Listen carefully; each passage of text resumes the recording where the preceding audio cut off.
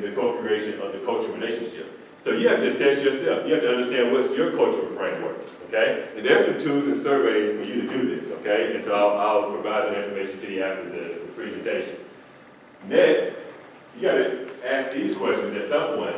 What do you see as the way forward in establishing the kind of relationship that enables the conversation about difference and diversity, okay? Now, it's not something you just throw out the first conversation, but you're listening to your client, and then you're trying to understand, hey, how much does my client know about how their difference within this context they're in now shows up or is affecting the type of decision they want to make as it pertains to whatever that vision or goal is, okay? So these are questions that you have to be bold enough to ask the coachee. And Jeffrey Pello, he calls it anxiety. He makes a little triangle, and he said there's anxiety about talking about these issues. But if you don't talk about them, he said you're doomed to failure within this coach relationship because you just stay in a superficial stage where you don't get a chance to get deeper. And so he talks about diving right in and really getting over that anxiety and bringing up issues of race and gender, not being afraid to just see what does the client think about it. Is it something that the client feels could be a barrier, or is it something that has limited the client before? And that way you're able to help the client move forward. And I think that's it.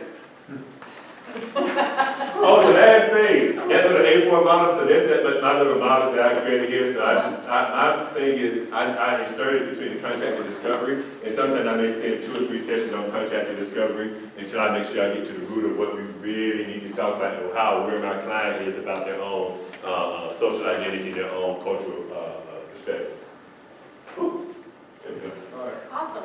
All right, guys. Thank you. So we started with a good old video that I've heard offensive, uncomfortable, stereotyping in terms of what diversity is, and then learned a little bit more about diversity and inclusion, the difference between, as well as some of the information about diversity in this country, as well as what we learned from our survey, putting the questions out there. And then heard some more about the qualitative research Roderick did, as well as the model he came up with. So what I think we want to do with the rest of our time, we have about 15 minutes or so, is actually hear what questions you guys have and to dive deep into what we found out based on your questions and what you'd like to know. I open it up. I have a question. Yeah. So one of the slides that Richard was doing, it noted as an aspect of diversity and inclusion, personality. Diversity and inclusion, I've never heard of that. What does that mean exactly? Does that mean like extroverts and introverts? Or Yes, it was talking about Myers-Briggs. Myers-Briggs, Just okay. the diversity of views and being able to incorporate people that have differences in that regard. So I'm going to be a little provocative. Please. And write it down. So, one, great conversation. You said something that I wrote down because I really like. Let the client guide you and bring you to their world, their culture. Each culture, each individual has a you didn't say microcosm, I forgot, but it was microculture. Microculture, there you go, thanks. So, and there was a focus on these isms that can be done to drive divisions, right? One of the things that I didn't see is there's also research coming out that, for instance, the employee resource groups are starting to be disbanded a little bit because they create these divisions. And so the question that I have for you, and I like the A4 insert. I think we talk about their house, our house. We talk about trying to bring all of these things into our coaching practice. My question to you is, at what point do you remove that focus on diversity and just it's naturally incorporated? When do you know that you can remove that focus? My honest assessment is you don't. Never will. Because otherwise you're saying that the world is not a diverse place. Like, it's not a bad thing to be different. It's not a bad thing to have diversity and different thought. It's not a divisive thing. It's only a divisive thing if people market it and try to project it as a divisive thing. So if you think about, if you think about employee, I know a lot about employee research groups. I was a part of them and I used to work in that sector as well as you. So what happens is, if you look at why and how they were set up, they weren't set up to be exclusive to anyone. And that's the point. A lot of times people say, oh, well, they're set up, well, how come they got a black, no, we need to get a white employees group. And that would be the sentence view, just say, okay, so basically you're saying the status quo was all good when, blacks and minorities had no other opportunity in terms of advancement in the organization because they didn't have these networks or mentoring opportunities or access to certain programs. And so companies say, you know what, let's make sure we try to give these underrepresented groups in our organization, just like women in business. Yeah, we have women in leadership programs in most companies. And it's a networking thing. It's an opportunity for women or people that, hey, they say, you know what, let's get together and talk about issues that we may face collectively. What are some things we need to do? It's not at the exclusion of white men or white males. It's just, hey, what do we need to do to partner with whoever the dominant culture is, if we're talking in the U.S. context. If we were talking in China, we'd be talking about Chinese men.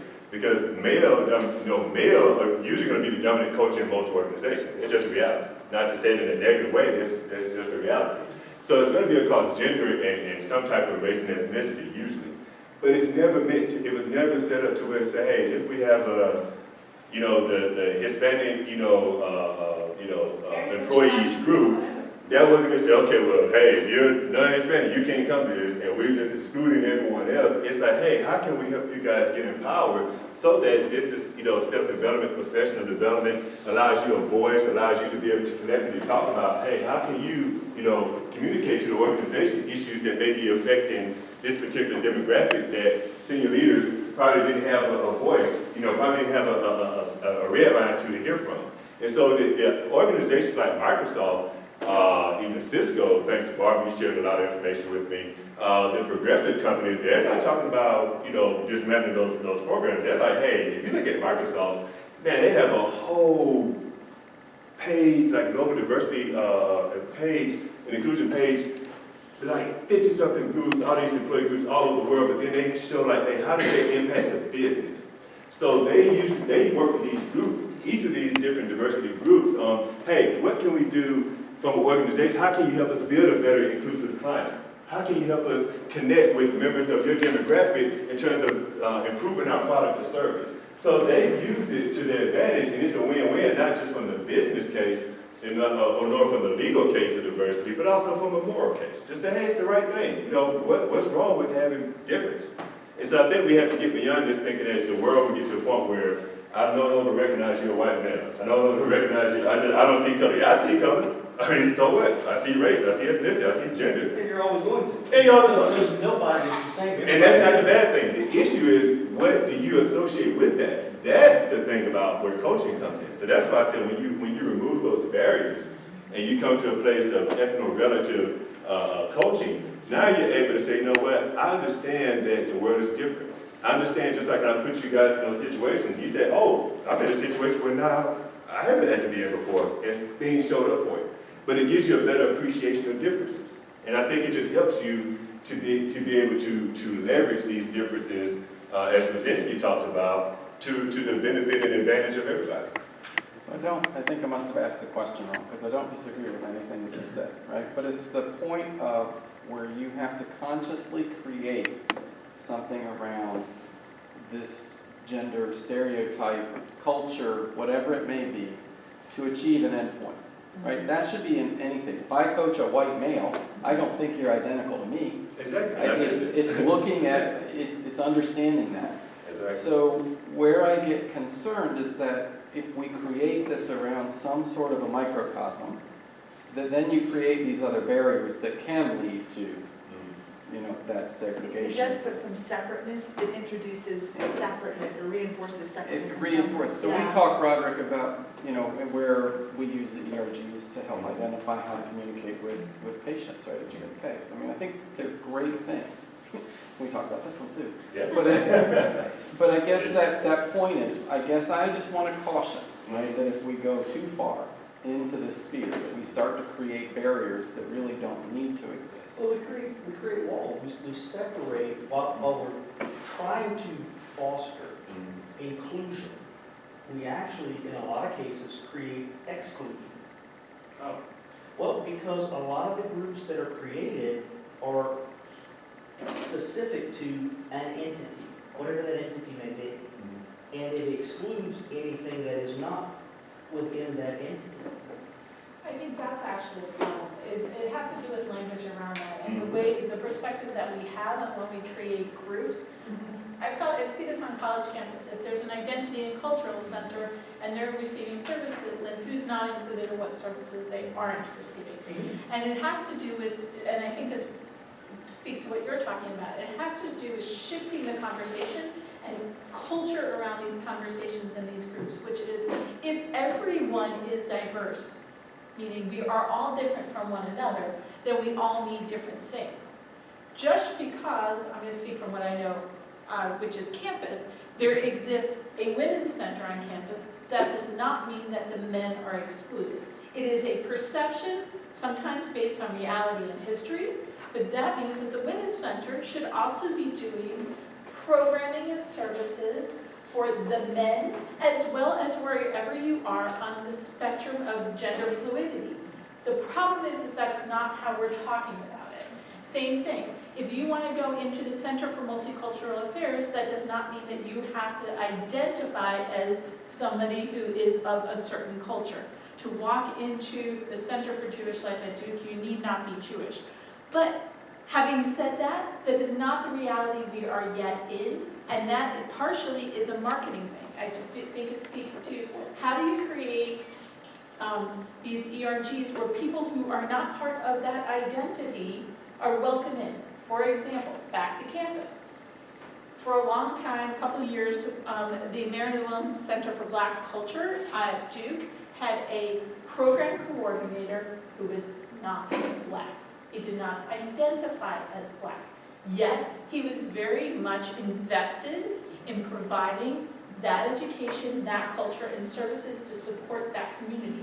He had to work extra hard to be accepted in that role, but he was very successful.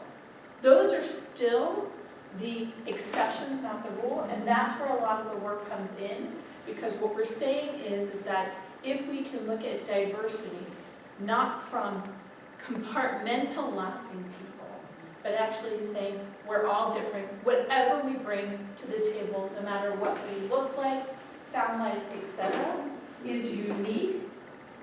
Well, I think in the It US today, in general, not everywhere, by any means, but when you talk diversity, you're talking, in most corporate cultures, you're talking in some cases it would be African American, in others it would be LGBTQ, I don't know what the other acronyms are, but different groups in these things, and it doesn't include all the different nuances of different types of views and groups and peoples and things, so you end up polarizing it into buckets that shouldn't be. So what we're saying is by having these conversations all the way at the top levels to re-examine what diversity is, and maybe it needs a different word that doesn't have a history, but by having those conversations with people at the top, as well as the people who actually manage employees, human resources, the people who are developing the leadership programs, etc.,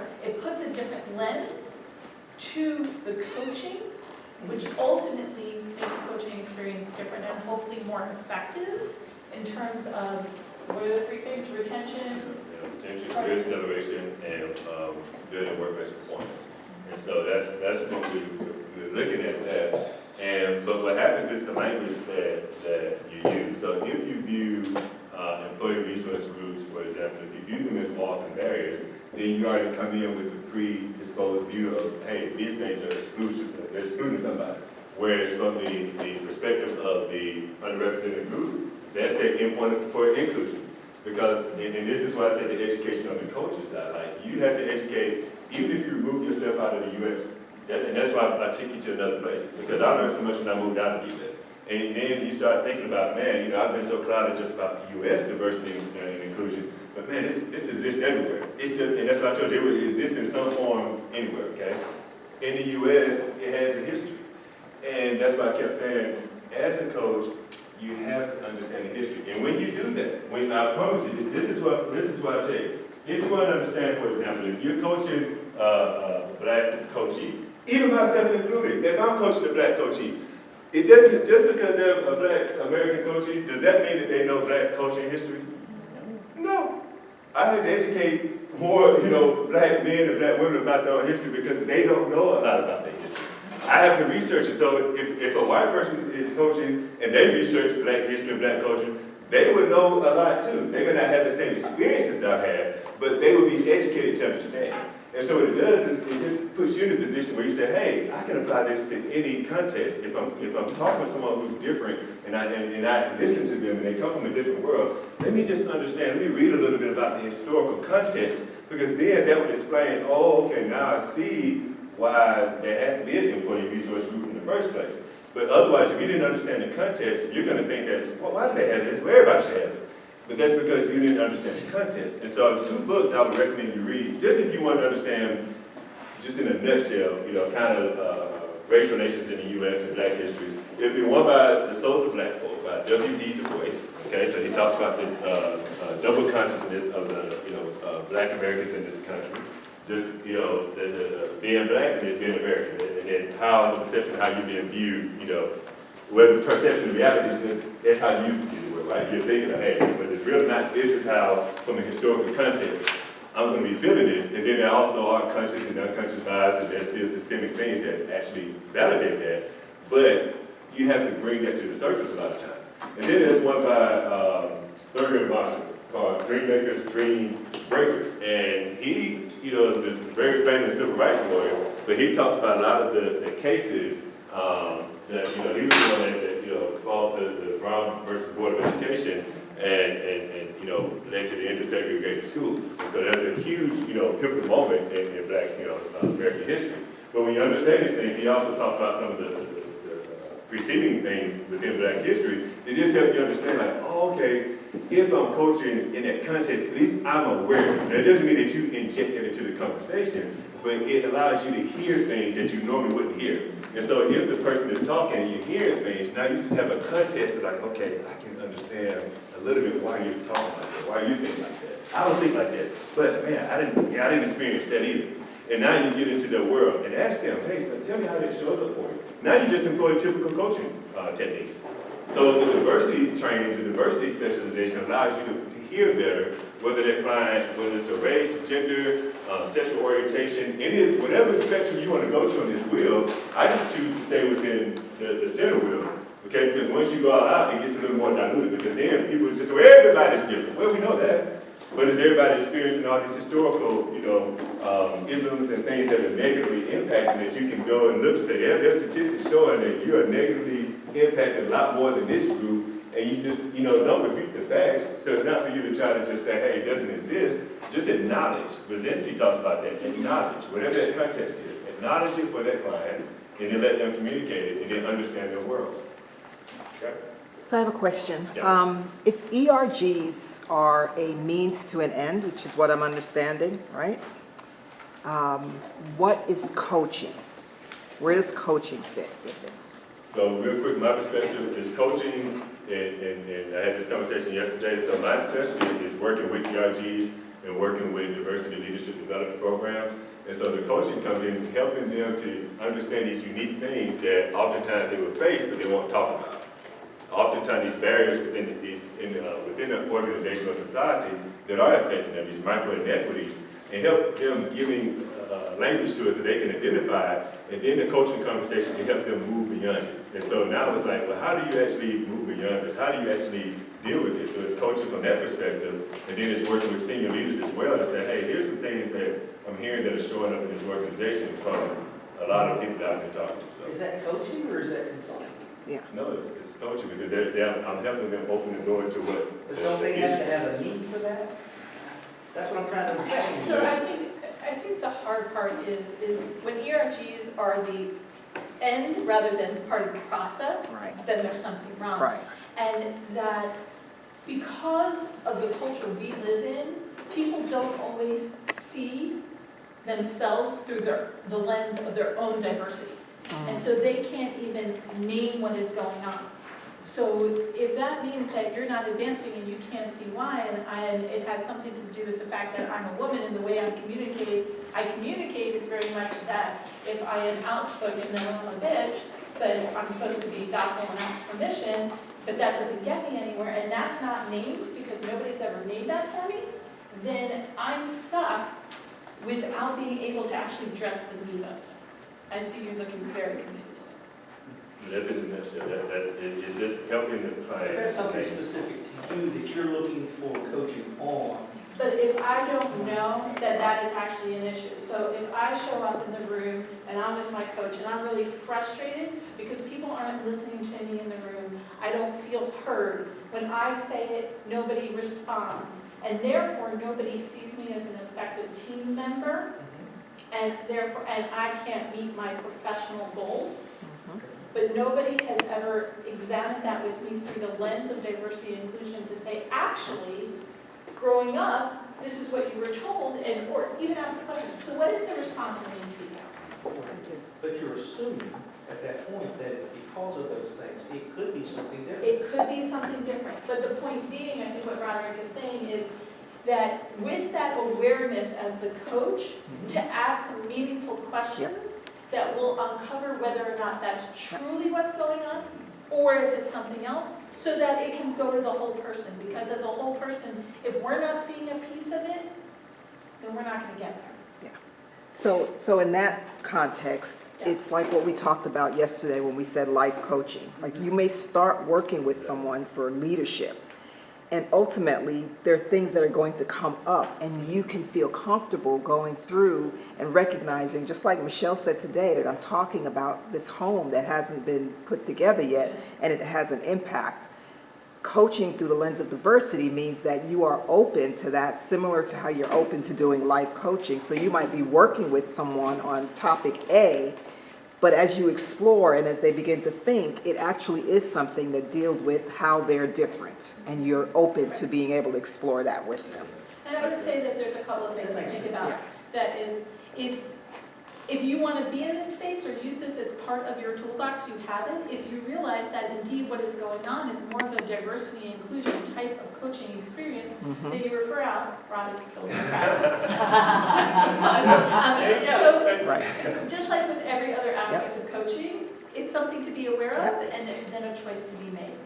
We can keep going. I'm looking at the clock. Yes, I just Sakina. want to give one more point Right. before we end, and I think this will help just what Sakina just said and Rebecca. There was a case that one of the researchers wrote about, and so there was a black client, and he talked about him being angry about something about not being part of the network, and within the corporation. So I think he was like, one of the few black, people at this level, and he wasn't being invited to certain things, and so he, immediately blamed it on racism. So when he was talking with his coach said, well, wait a minute, that's a big, jump to take. And so what his coach educated him on was similarity attraction theory, okay? And what that basically is that, people are just more likely to just hang out with people that look like them and things like that. So he helped him to understand that, well, it's not, don't look at it all just from this standpoint. It could be, imagine if you were in a context where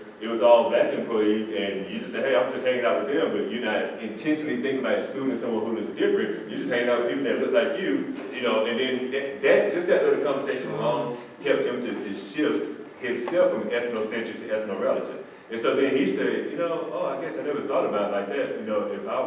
If I was in the dominant group and, just people that look like me, I'm hanging out with them, I wouldn't think about someone who did look like me and how that made them feel. And so then he took racism off the board. So he no longer thought that it was a racism thing. He just understood that, it's like birds of a feather flock together. It's just like, okay, when people are just hanging out because there's some shared characteristic. And now he put the cultural relationship, say, okay, now how can you, start, joining these groups and inserting yourself, becoming part and getting to know people versus just assuming they're excluding you just because of your race. And so just that was a perfect example of just using this approach for so many different contexts, but it is just saying, hey, the coach can help you educate you on things that you may not even know yourself. That's a good point. So, I know everybody has more questions. We're sorry that we didn't get to them. We are available during breaks to Thank you answer very more much for the questions. So question. thank you.